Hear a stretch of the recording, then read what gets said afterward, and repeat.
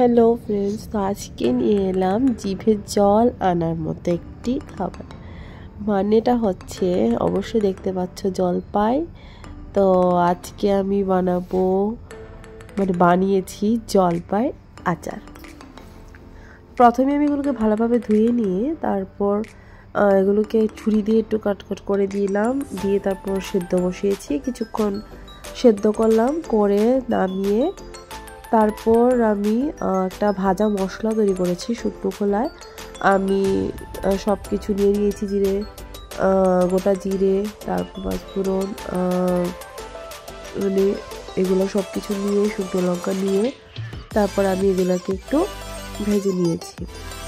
তারপরে মিক্সচার তৈরি করেছি, মানে শুকনো ভাজা মশলার মিক্সচার। তো এটা আমি পরে দিয়েছি। তারপর আমি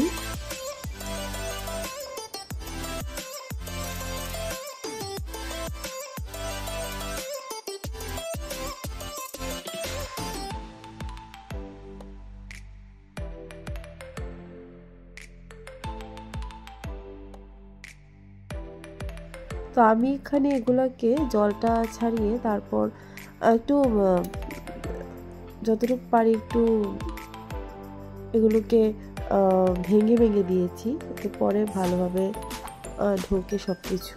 তো তারপর ভাজা মশলাটা এখানে রেডি করে নিয়েছি। আর নেক্সট স্টেপ হলো আমি গুড় দিয়ে দিলাম। কড়াই গরম হলে আমি গুড় দিয়ে দিয়েছি। গুড়টা ভালোভাবে হয়ে গেলে, গুড়টা কখন হয়ে যাবে কী করে বুঝি, আমি হাতে নিয়ে দেখছি যে আমি এরকমভাবে দেখেছি। তো যখনই দেখবো এরকম লেগে যাচ্ছে, তো তার মানে হচ্ছে এটা হয়ে গেছে। তো তখনই আমি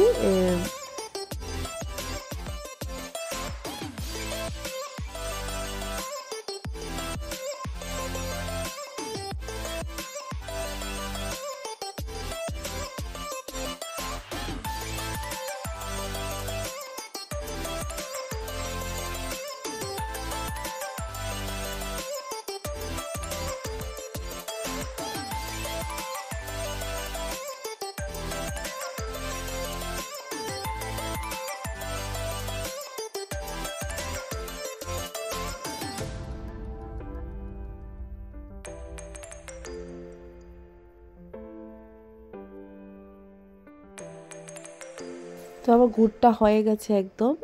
এখন আমি এখানে ওটা স্কিপ করে গিয়েছিলাম, ভাজা মশলাটা দিয়েছিলাম আর সাথে জলপাইগুলো ঢেলে দিয়েছি।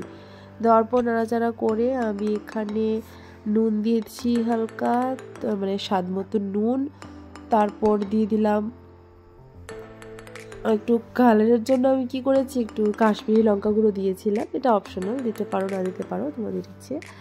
তো তারপর এগুলোকে ভালোভাবে নেড়ে চেড়ে একদম ভালোভাবে একটু কষে নিয়েছিলাম।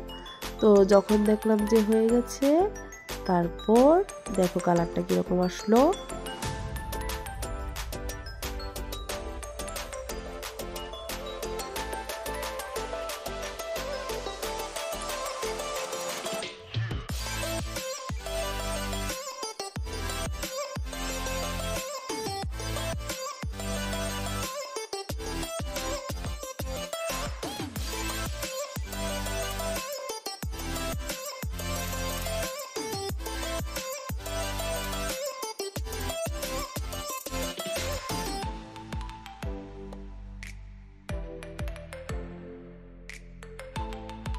তো ফাইনালি হয়ে এলো।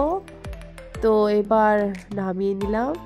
কেমন লাগলো তোমরাও বানিয়ে দেখো আগে, ঠিক আছে।